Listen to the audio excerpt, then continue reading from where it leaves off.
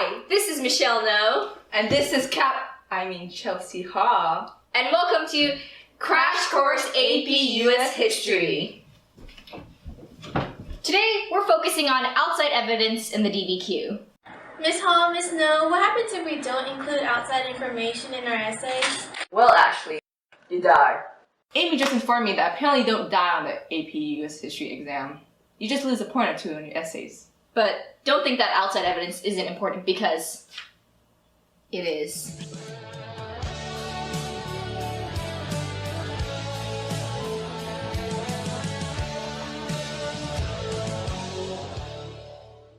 I get we need outside information in the LEQ, but why do we need it in the DBQ?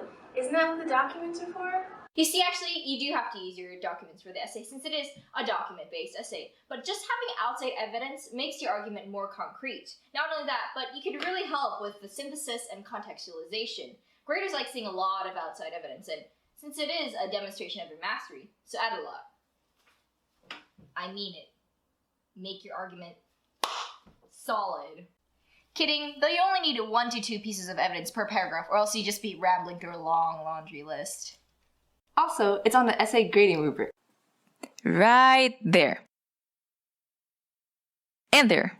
So some of the viewers may be thinking, psh, what's the point of remembering and using outside evidence? It's only a portion of the APUSH essays on the exam, and, well, it doesn't really apply to real life.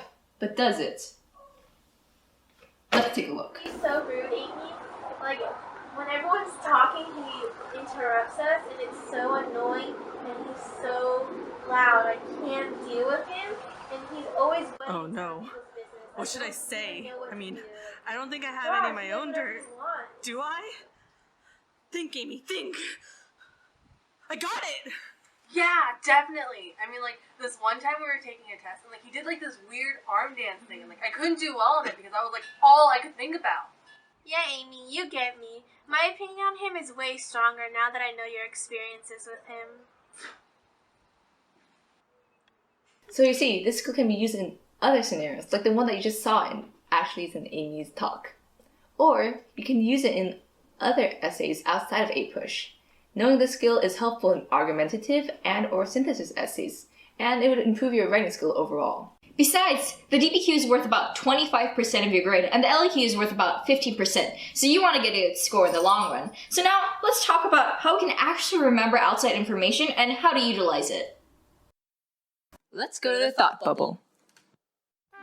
There are a few effective ways you can prepare yourself with a plethora of outside historical examples so you can be ready when you're writing the actual essays.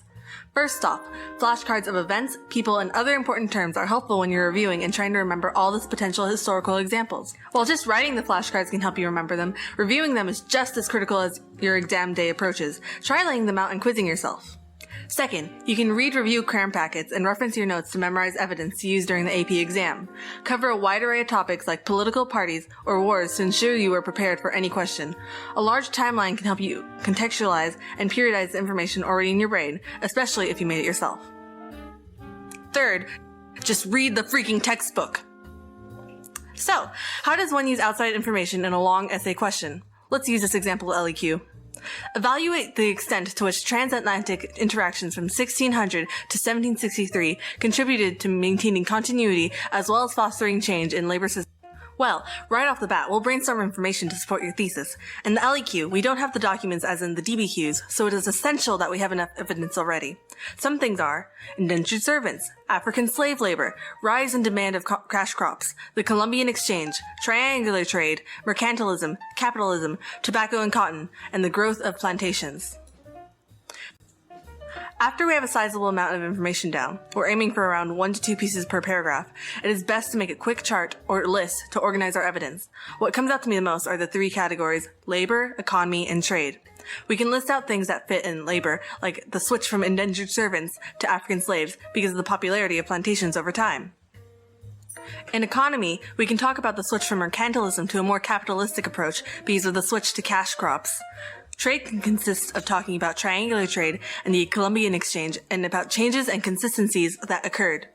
It is so important to make sure that your evidence always relates back to your thesis and the prompt. Otherwise, you're just answering a question that nobody's asking. Thank you, Amy, for your insight. Now it's time for the mystery document with Ashley. The rules here are simple. I read the mystery document, I have to identify it. If I get it right, I don't get shocked. And if I get it wrong, I get shocked.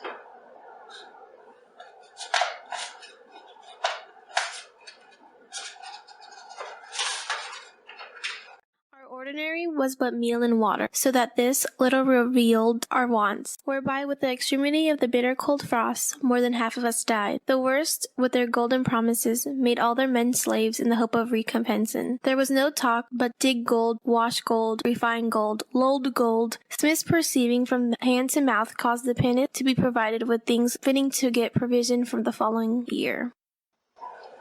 I don't know. Okay, so this obviously has something to do with the colonies. I don't know. What is it? It's John Smith, History of Virginia. Makes sense. His name's right there. Okay. Take a check.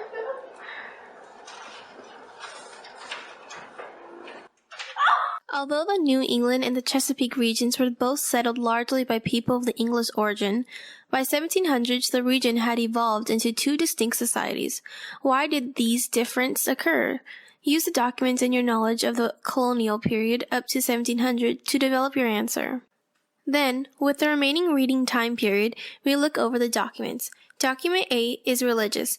Since it's John Winthrop's sermon, it's about being a model society as they approach their destination of the Chesapeake Colony, Massachusetts. In document B and C, there are lists of immigrant names with their age, gender, and role. One destination is for a New England colony, while the other is a Chesapeake colony.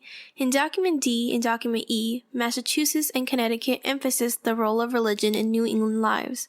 As you already know, in John Smith's account of the beginnings of Virginia and how horrible it was, Governor Berkeley describes the aftermath of Virginia and its people in document G. And lastly, in Bacon's manifesto in document H, he justifies his rebellion against Governor of Virginia, William Berkeley.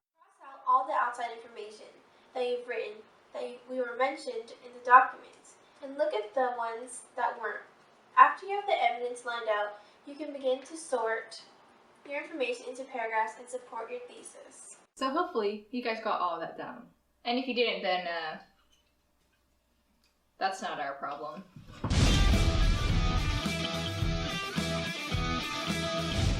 Using outside evidence is a crucial part to getting 5 in the AP US History exam. It also highlights to the graders that you're well-versed and confident in the topic.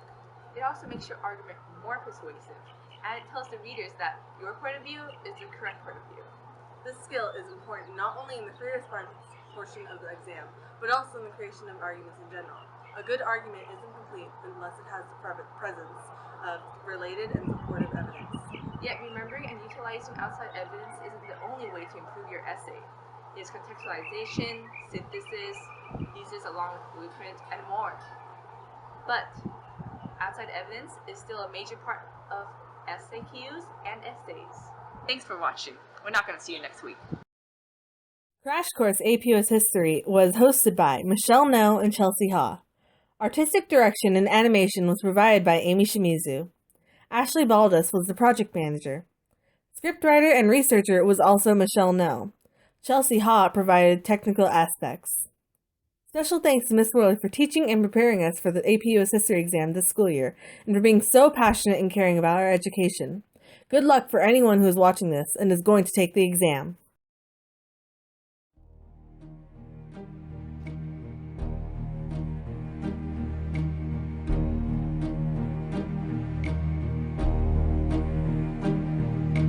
Who can say